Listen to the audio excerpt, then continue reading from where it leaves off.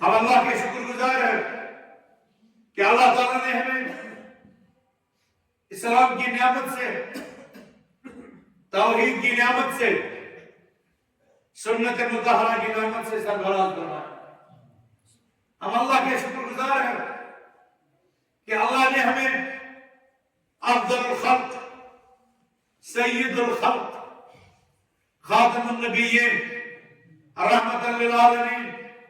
جناب محمد رسول اللہ صلی اللہ علیہ وسلم کی امتیوں میں سے بنایا۔ ہم اللہ کے شکر گزار ہیں کہ اللہ تعالیٰ نے ہمیں علم نافع کی نعمت سے سرفراز فرمایا۔ ہم اللہ کے شکر گزار ہیں کہ اللہ تعالیٰ نے ہمیں عمل صالح کی توفیق بخشی۔ ہم اللہ کے شکر گزار ہیں کہ اللہ تعالیٰ نے کائنات کے 8 سے 9 ارب آبادی میں ہمیں ان خوش نصیبوں میں سے بنایا جنہیں خالق اور مخلوق کا امتیاز اور شرک سے اجتناب اور بدعات سے دوری اور حلال اور حرام کی پہچان ادا کی۔ اگر اللہ کی توفیق نہ ہوتی تو ہم یہاں کہاں جمع ہوتے؟ اگر اللہ کی توفیق نہ ہوتی تو ہمیں یہ توحید کی نعمت کہاں ملتی؟ اگر اللہ کی توفیق نہ ہوتی تو ہم نمازی کہاں ہوتے؟ اتنی بڑی جہاں، اتنی بڑی کائنات ہے، لوگوں کے پاس اعلیٰ ڈگریاں ہیں، لوگوں کے پاس بڑے بڑے منصب ہیں، لوگوں کے پاس بڑی بڑی سلطنتیں ہیں، مگر اگر نہیں ہے تو اسلام کی نعمت، اور اگر نہیں ہے تو محمد رسول اللہ صلی اللہ علیہ وسلم کی نبوت اور رسالت پر ایمان، اس لیے ہمارے سلف کہا کرتے تھے ما ادری ای نعمتین علی اعظم ان ہدانی اللہ للاسلام ام عافانی من هذه الاهواء۔ اللہ کی مجھ پر بڑی نعمتیں ہیں، بڑے فضل ہے، بڑے احسان ہیں، لیکن سب سے بڑی نعمت کیا ہے کہ مجھے اسلام کی نعمت سے سرفراز کیا۔ یا یہ بڑی نعمت ہے، یا یہ بڑی نعمت ہے کہ مجھے اللہ تعالیٰ نے فتنوں سے، بدعات سے، خرافات سے، نفس پرستی سے بچایا۔ دونوں عظیم نعمتیں۔ ایک بندہ اگر اپنے آپ پر سوچنا شروع کر دے کہ اللہ نے مجھے کتنی نعمتوں سے نوازا تو اس کی زبان شکر کرنے سے قاصر ہے، وہ نعمتوں کا شمار نہیں کر سکتا۔ وَإِن تَعُدُّوا نِعْمَتَ اللَّهِ لَا تُحْصُوهَا۔ ہم اللہ سے دست بدعا ہے کہ اے اللہ اپنے پیارے حبیب محمد رسول اللہ صلی اللہ علیہ وسلم کی شان اقدس، ان کی ذات اقدس پر درود اور سلام نازل فرما۔ اللہم صلی علی محمد وعلی آل محمد کما صلیت علی ابراہیم وعلی آل ابراہیم انک حمید مجید۔ اللہم بارک علی محمد وعلی آل محمد کما بارکت علی ابراہیم وعلی آل ابراہیم انک حمید مجید۔ مولا انہیں مقام محمود عطا فرما، انہیں شفاعت کبریٰ نصیب فرما، اور ہمیں اس شفاعت کا حقدار بنا۔ ہمیں ان کی سنتوں پر، ان کی تعلیمات پر چلنے کی توفیق عطا فرما۔ کائنات میں بہت لوگ گلیوں میں، محلوں میں، علاقوں میں، بستیوں میں اپنے مقتدی بنا لیے ہیں، اپنے پیشوا بنا لیے ہیں، اپنے امام بنا لیے ہیں، اپنے ہدایت کے خود ساختہ سورسز متعین کر دیے ہیں، لیکن ہمارا ایمان ہے کہ ہمارے امام اعظم جناب محمد رسول اللہ صلی اللہ علیہ وسلم ہے، اور ہم فخر محسوس کرتے ہیں کہ اللہ قیامت کے دن ہمیں اپنے امام اعظم کی لواء ان کے جھنڈے کے ساتھ محشر کے میدان میں اٹھائے۔ اے اللہ ہمیں ان کا مقام، ان کا مرتبہ، ان کی رسالت، ان کی نبوت جاننے، سمجھنے، پرکھنے، ماننے، اس کو تسلیم کرنے اور اس پر ایمان لانے کی توفیق عطا فرما، اور اسی کے مطابق ہمیں سارے کے سارے اعمال اپنی زندگی میں انجام دینے کی توفیق عطا فرما۔ سامعین کرام، عزیز طلبہ، اس امت کو اللہ تعالیٰ نے ایک ایسا نسخہ دیا جو ہدایت کا سرچشمہ، جو تمام امراض کا علاج، جو بھٹکے قوموں کے لیے رہبری اور رہنمائی اور کائنات کے ہر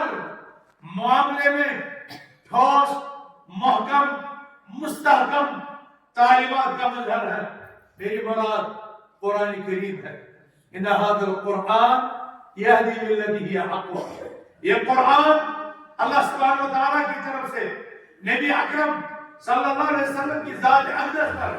نازل ہونے والا، یہ ان کا وہ معجزہ، یہ ان کا وہ معجزہ ہے جس جیسا دنیا کے کسی فصیح نے، دنیا کے کسی بلیغ نے، دنیا کے کسی ادیب نے اس جیسا نہ لایا، نہ لا سکتا ہے، اور نہ یہ قیامت تک اس طرح کا امکان ہے۔ اے اہل اسلام، یہ ہدایت کا سرچشمہ ہمارے لیے، ہمارے خالق کے متعلق اور آس پاس بسنے والی مخلوق کے متعلق ٹھوس تعلیمات، ٹھوس ہدایات، ٹھوس نظریات، ٹھوس عقائد،